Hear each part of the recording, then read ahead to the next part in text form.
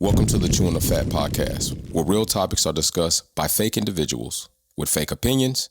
Even if it's the host or the guest, don't take them seriously. And if you do get offended, guess what? Shit happens. Leave it below in the comment section. Let's roll. It's all good, man. Chewing the Fat podcast. Right, we getting back at you. It's some flabbergasting shit going on right now, chat. So we're going to talk about evidently what is a hot topic regardless. I think many of you, even if you're not in the football culture, you're not a football enthusiast, you're probably seeing this. A lot of talk about Shedeur Sanders and his performance this past weekend. I found that the double standard will always and it consistently exist. First off, even before this game started, before this game was played, there was already plenty of commentators and talking heads talking about Shedeur Sanders and Dillon Gabriel both had two good outings on their first outing. No, they did. That shit was crazy. That's not true. They did. That is not true. Looking at different games. They looking at different games because it's wild to me when you see that you have a player go pretty much. Well, I got the stats right here. All right, so I'm gonna read these stats. Then you give me the first player or the second player who you think did better. So the first player, 10 drives, 14 for 23, 138 yards, 2 touchdowns, 0 giveaways. The second player, 5 drives, 13 for 18, 143 yards, 0 touchdowns, and 2 giveaways. So number one got me up 2. Number 2 got me 2 in the hole. So number 2 need to get the fuck up from around me because you start me from behind the 8 ball. You understand? Number one, I got some with number one because number one,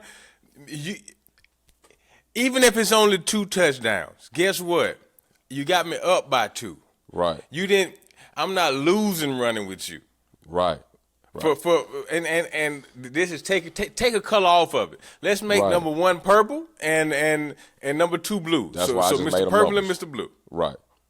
You know, it's who's the most effective, brother? I'm going with one. With one, right. So you got 2 giveaways for you all that don't know. It doesn't necessarily mean it was a 2 score, but it means that you fumbled, you threw an interception, you gave the ball back to the other team. All right. That was Dillon Gabriel. And I got to say, when Dillon Gabriel made these mistakes, there was a lot of, he's going to find his rhythm. He's going to end up being able to make up for that. He made some good reads, some good progressions. It was always something like a soft touch. There's an excuse for that. There's an excuse for this. If those stats were inverse and Shedeur would have went out his first sighting and threw 2 interceptions, they would have been dogging him just like they trying to dog him right now off of play that legitimately was impacted by 3rd and 4th string O-line. You could see this. You could see this week in the O-line. These O-line are not going to be on the team. These are 3rd and 4th string players. These are players that they just want to see. Is there anything that we didn't see from you, that we could have seen from you, that you didn't show us, that we don't believe that you belong on the team? Perhaps there might be a spark that you might change our mind. These guys are going to be on the street come Monday by Tuesday. And you put Shedeur in with those guys, all right?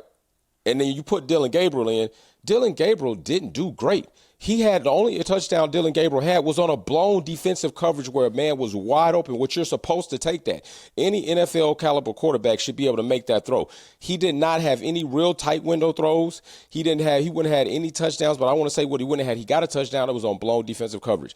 And automatically, David Carr with your whack ass, your whack quarterback, you just whack as hell. Talking about just off that play alone, Dillon Gabriel's your backup quarterback without even seeing Shedeur. So none of you talking heads was talking like that last week when Shedeur threw 2 touchdowns and Dillon Gabriel was throwing interceptions. None of y'all was saying Shedeur Sanders is your backup quarterback on the talking head. This is the bullshit I be talking about, bro. This crazy. Brother. Nation, when the last time y'all seen in the NFL game, Nation, that the quarterback get hit so many damn times back to back that his shoulder pads hanging out his jersey. And now one of his teammates even stop up to straighten him. He went 3 drives after that. Now teammates even stop up to straighten him. You got him looking crazy.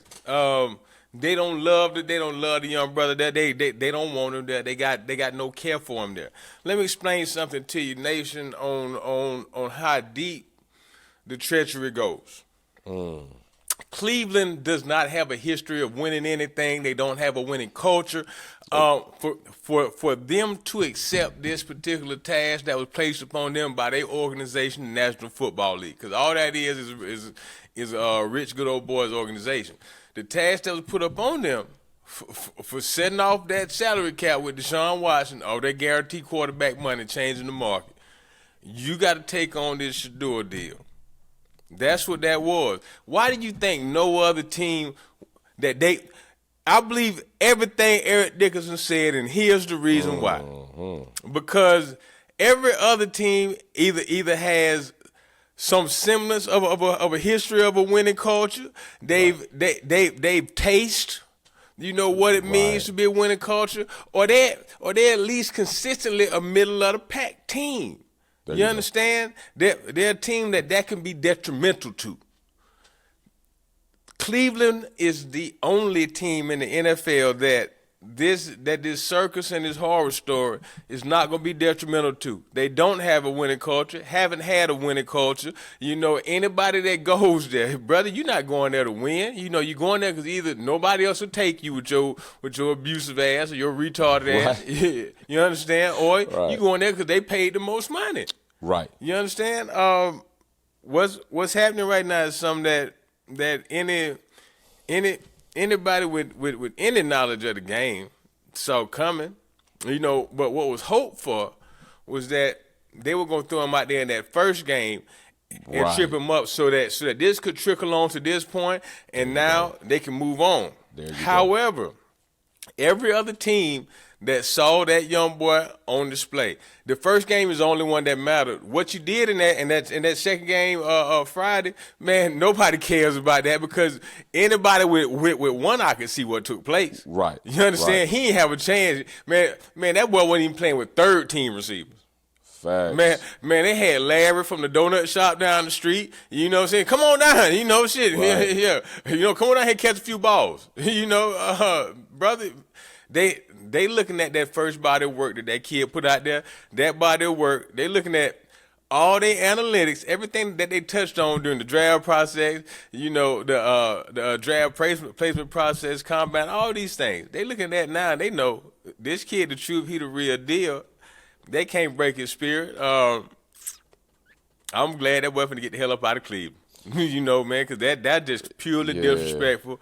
You got the man out there, man, with his shoulder pads all hanging out, man. And you don't even leave your running back like that unless he one of them kind of, don't touch me. I'm in my mode type. Them guys don't care because they're not going to be there, man. They already feeling some kind of way. They don't care. They're not going to be there. They're not going to be there. Yeah. And then I'm going to tell you another thing, man. I still like, although Shedeur did that, 3 for 6, he still went 50%, right? He didn't have any interceptions. Chad, he had 5 sacks. 5 sacks. Right. That's your line. That's your O-line. You got 5 sacks. Okay. We talking about sacks now. We ain't talking about hurries and hits. We ain't talking about knockdown. And last time I checked, Chad, we also got Dylan Gabriel 129 yards and 1 touchdown. And the only touchdown he got was on a blown defensive coverage, yo. Now I want to point this out to you all. I'm pretty sure the first time out, didn't they have Shedeur in the game for almost damn 3 quarters? Sure did. 3 quarters, right? Game. 3 quarters, right? Game. Okay, so I'm trying to figure out if Dylan Gabriel is supposed to be showing you that he can handle what Shedeur Sanders handles, he should have got the same thing. They should have got the same type of coverage, same O-line, same receivers, right? And Dylan Gabriel should have had majority of the work. We don't need to see Flacco.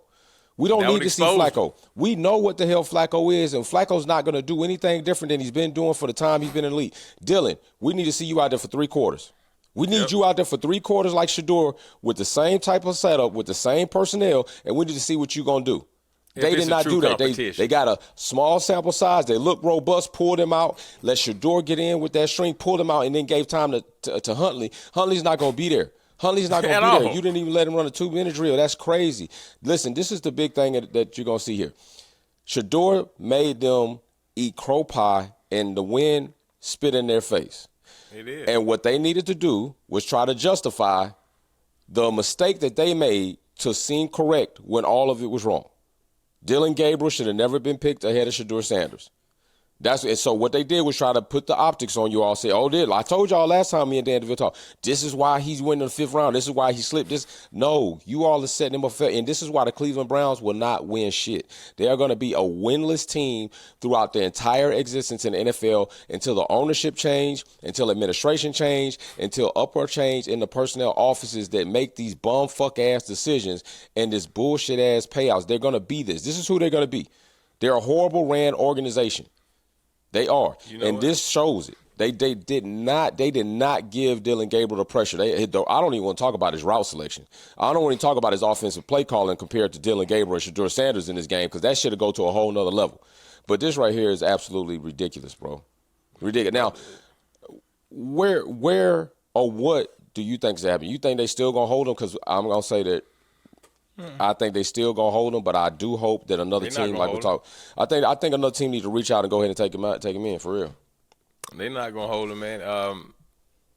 You think this enough for them to be able to go ahead and say why they gonna cut him, why they gonna let him go? This is why they ain't gonna hold him.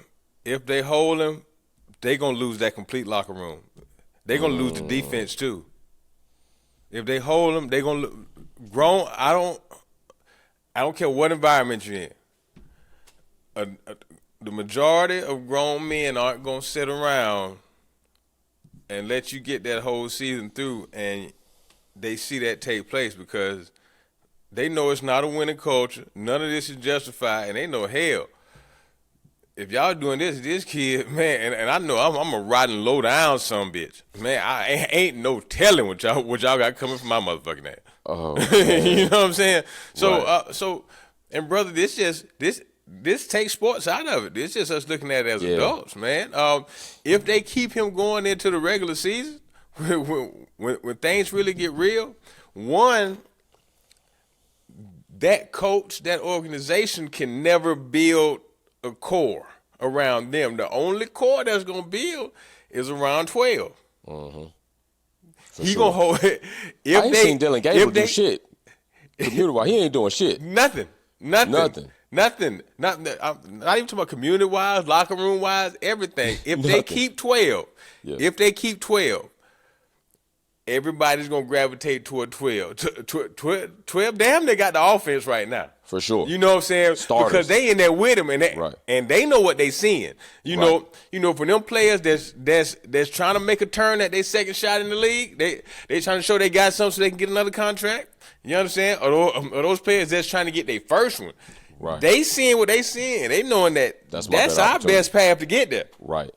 You understand? So if they get rid of 12, then the boys just got to, they just got to suck it up. Damn, I sure wish they would have kept 12. But we could have, but we might have could have did something, man. For real. Shit. That's a fact, you know how that bro. conversation go. That's a fact. That's a true fact, man. And so right here, the Cleveland Browns are suck duck for this.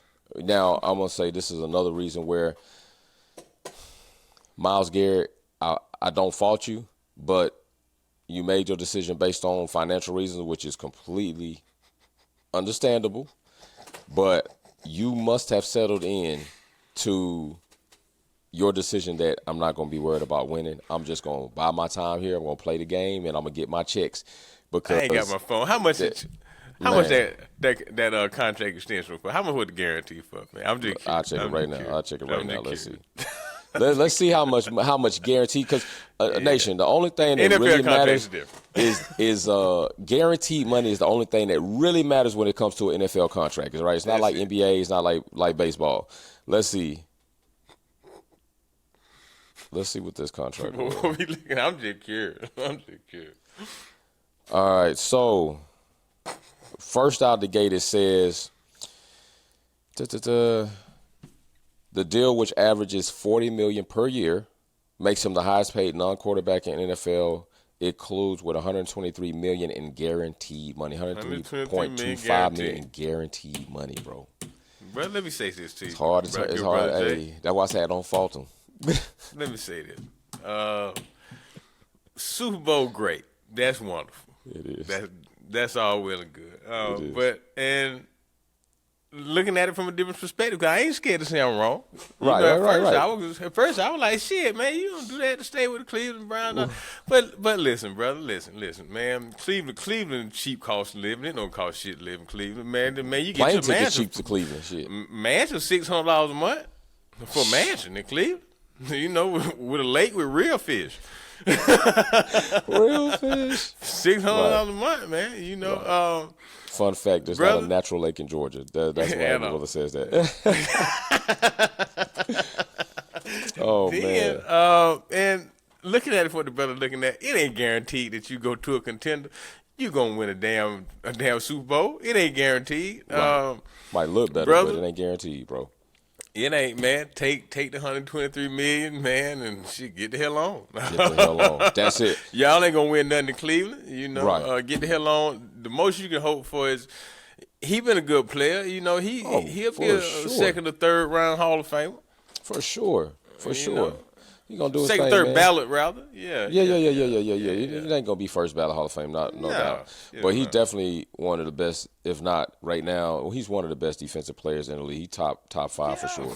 For sure. I mean, Aiden Hutch is healthy. He's in there. Myles Garrett's in there. T.J. Watt, a dog. Even though he's on the older side, he in there. Micah Parsons, you can't forget Micah. He's in there. And I know we just had a blow up about Abdul Carter, getting blown up in that one play. That was a pretty much welcome to the NFL play. I'm sure he didn't like it, especially by his response on social media. But the truth is this: anytime somebody's going to comp you with LT, you've got to, and you are on display to see. Let's see what the hell you really about. You can't be comp with LT and not show up like that. Well, you can do whatever you're gonna do, but it's a standard. LT is a standard forever in history. LT is a standard. He did the same thing with Micah. Micah's proven himself. He's not there yet, but he's proven himself. Micah a dog. And Micah is, I think in my opinion, I don't know his exact stats, his body metrics, but I'm pretty sure Micah's on the smaller side of that position than a Myles Garrett, than a TJ Watt. Micah's really 6'1". Yeah, he's definitely 6'1", smaller really. than 3. Right, he's smaller than 3 for sure. Yeah. So this right here is crazy, man. So now I know, Shedeur Sanders doing his thing.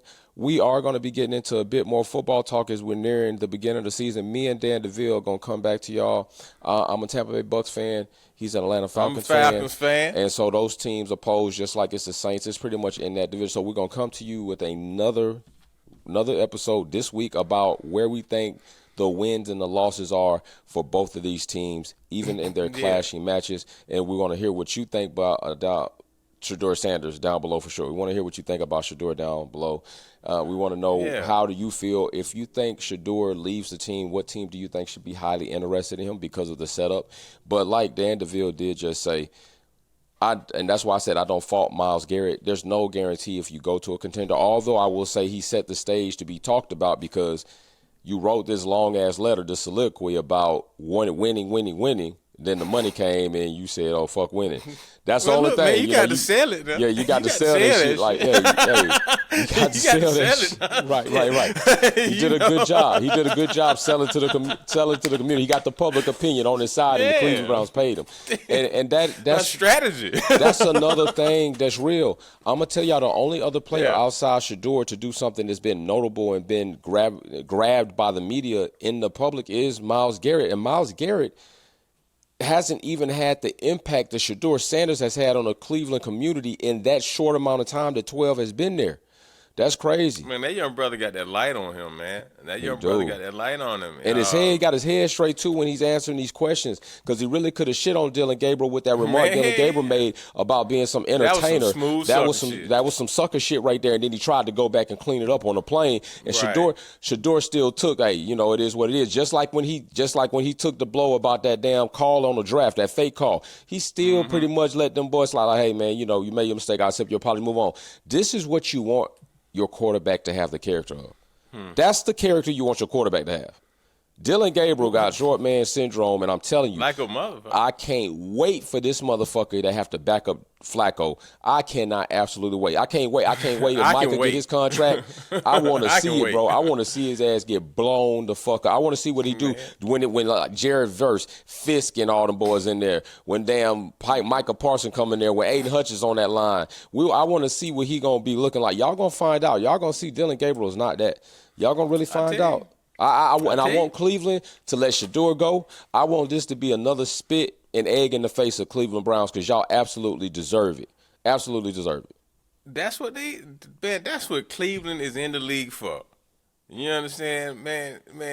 Any organization, that's what they're in the league for, man. Any organization you look at, man, it's always the motherfuckers in the motherfucky. Right. You know what I'm saying? It's one in every organization. Right. A motherfucky. You know, so that's what Cleveland is until they prove otherwise. And based on what we've seen, it's gonna be a long time for that happen. Long time, bro. Shit, it may not be no NFL by the time that happens, Jack. They may well they move back to to some Baltimore Tron game shit. It'd be some Tron game shit. It won't even be on the field no more. Motherfucker, Tecmo Bowl 3000. Right, players be playing in a headgear at their house, not even going to meet it on field. Right, it'd be some whole other shit. Right, shit, man. Man, so listen, Nation, let us know what you think about the Cleveland Browns shenanigans down below. Me and my brother Dan DeVille going to be coming at you with all types of content coming up this week as we near in the season. There's a lot of other things coming up, a lot of political things coming up, a lot of things in the entertainment area coming up. So I appreciate everybody that's been subscribing, commenting, liking, not liking, sharing, not sharing, coming here, hating, not hating. Everything matters and everything adds up. Let us know down below if you got some type of topic you want us to look into and talk about. Let me know. We're going to have our spiritual episode again with Ifa Baba Solo. We're going to also have our legal series again with Janie Hawkins. We're probably going to be talking about the Dolph situation again. Let her kind of outline where the prosecution went wrong on a technical aspect. So there's a lot of things we're going to be bringing to y'all. So with that being said, as my brother Dan DeVille always says, hey, if you do not remember where you came from, how the fuck do you know you've arrived? Damn. Thank my people.